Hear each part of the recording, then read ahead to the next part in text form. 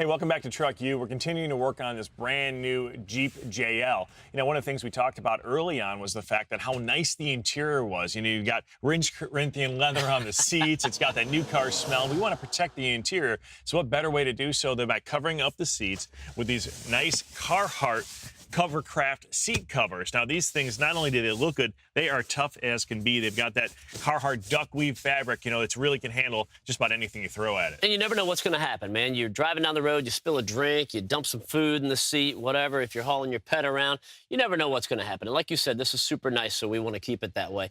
We've got a couple different color options available in these seat covers as well. So you've got Carhartt brown, you've got the gravel, which we went with here, or Mossy Oak camo. I like the gravel that we went with. I think this looks great. Yeah, I think it ties everything together. The other thing I like about it, too, is these are custom fitted for this vehicle and for your vehicle. So it's not just like a one-size-fits-all that's always baggy and saggy. These things will look good once we get them installed.